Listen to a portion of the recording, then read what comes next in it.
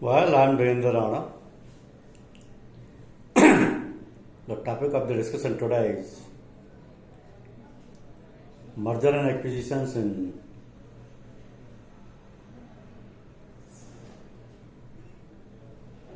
insurance broking.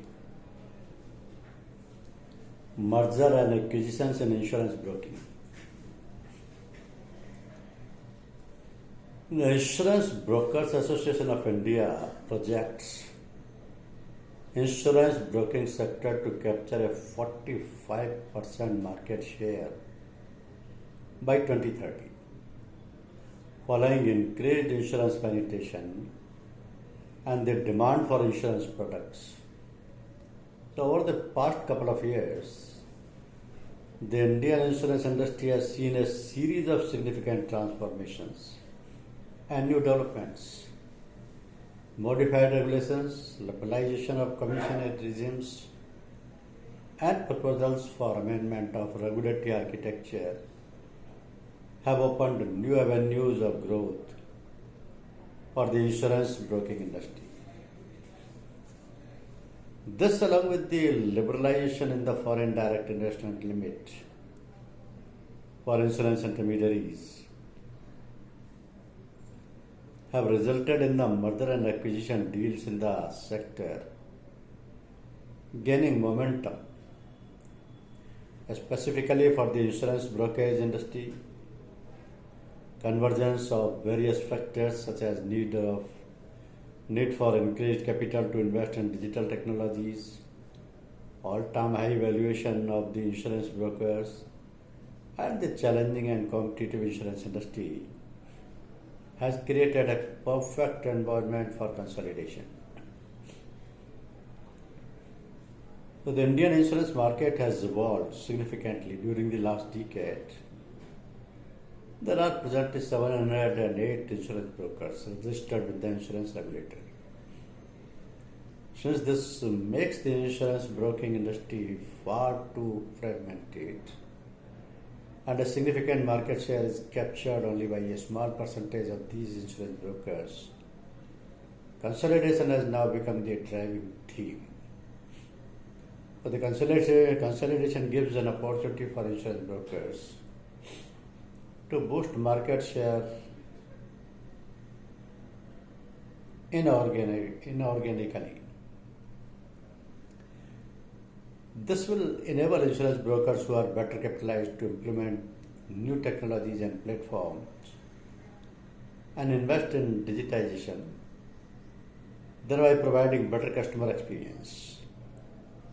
So with consolidation bringing more cross-selling and upselling opportunities due to a wider customer pool, insurance brokers can gain higher bargaining power with the insurers, improve brand and market share, and expand and diversify services and product lines. So the resultant insurance broking entity can also leverage the combined resources to offer a wider range of products and services to the customers, offering greater value to the customers. The large insurance broking entities born through such consolidation will also have the resources and the wherewithal to increase the insurance penetration, which has reduced to 4% in 2022 to 23 from the level of 4.2% in 2021 to 22. So well-planned merger and acquisitions can eventually facilitate the listing of the insurance broking entities and unlocking of valuations in the market. So very recently, a NYSE listed leading global professional services firm completed the transaction to acquire an Indian insurance broker registered with the Insurance Regulatory and Development Authority of India. This Indian insurance broker is now currently a wholly owned subsidiary of the Global Services firm and will formally merge with another Indian insurance broker, a wholly owned subsidiary of the aforementioned Global Services firm, following the completion of the merger process with the National Company Law Tribunal. This consolidation is expected strengthening the existing broking capabilities of this merged entity to offer sophisticated products to its customer base and expand its existing customer and insurer network. The acquisition of an insurance sector is also an attractive proposition.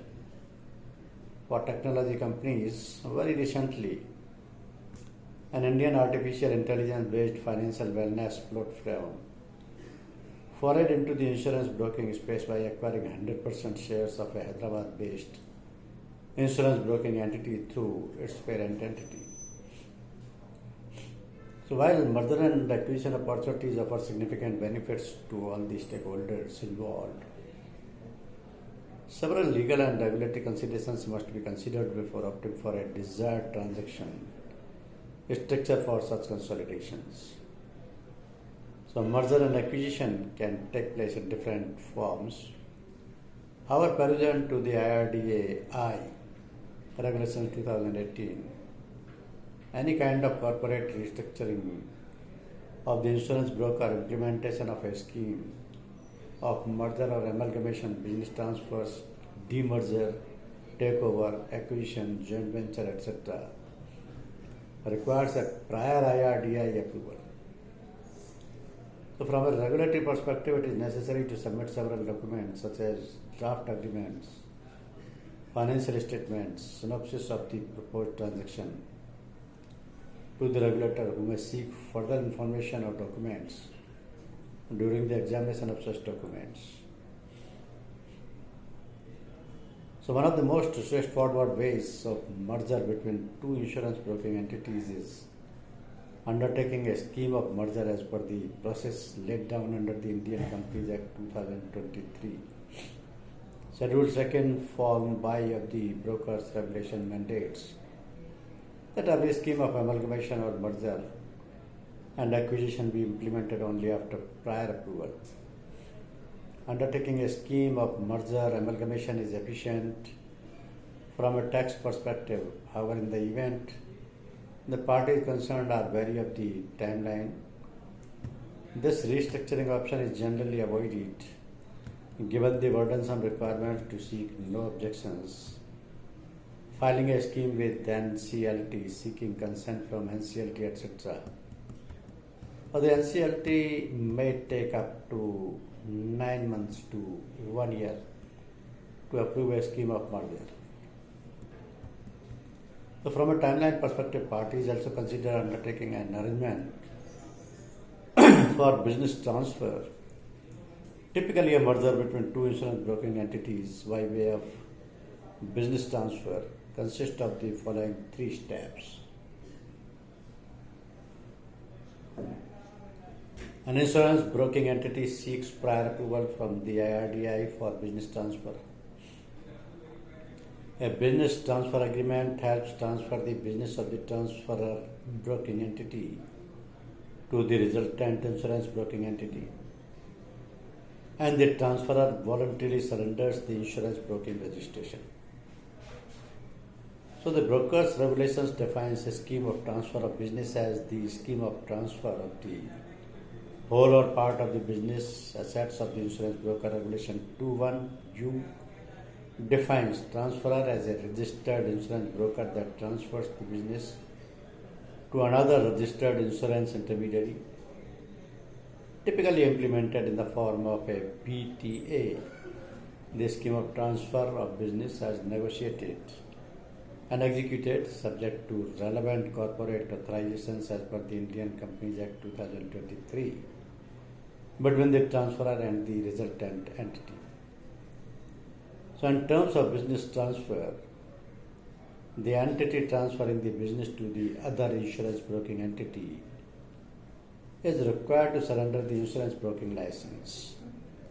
It is, however, relevant to note that an insurance broker surrendering the certificate of registration is required to stop onboarding any fresh business from the date of making such application with the IRDAI for voluntary surrender of registration.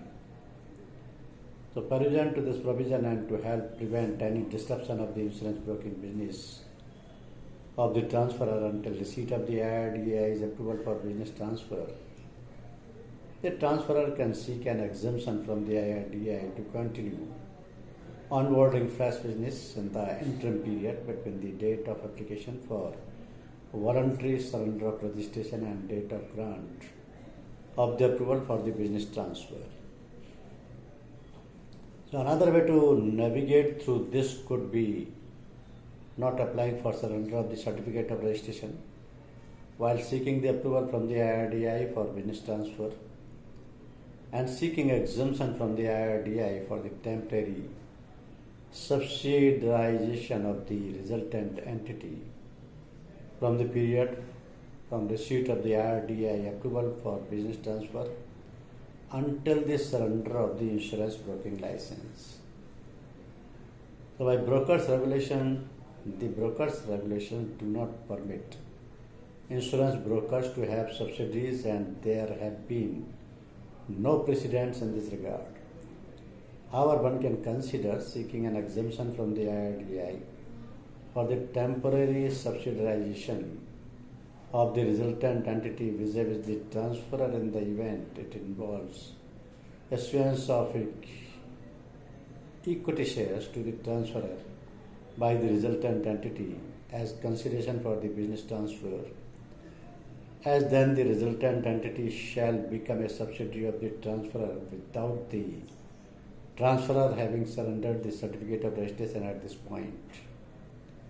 However, in the event the resultant entity is a foreign owned and controlled entity, as per Rule 23(4)(b) of the Non-Debt Instrument Rules 2019, it can only make investment through funds received from abroad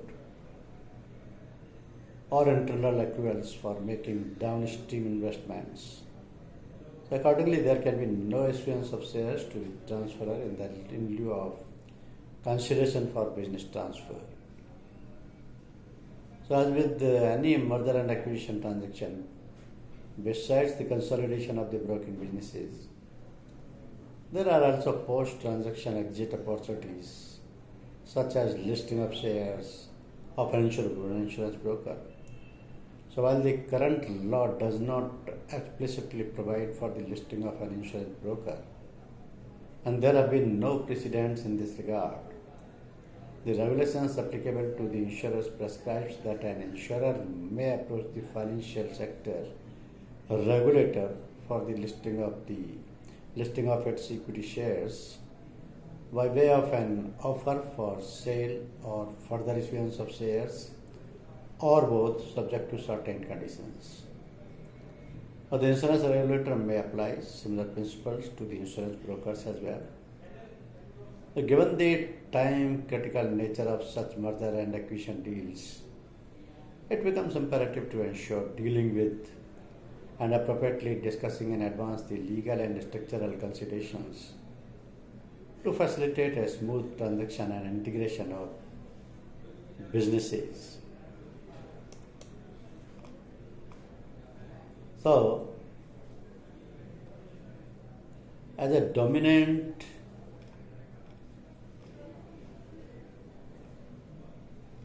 the merger between Insurance Dekho and Renew-Buy, if realized,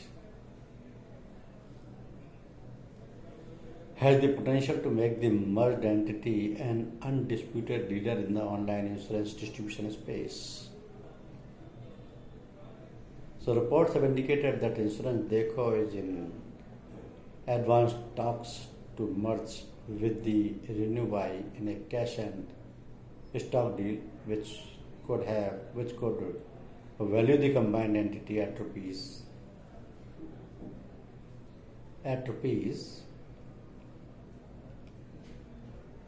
8,000 crores.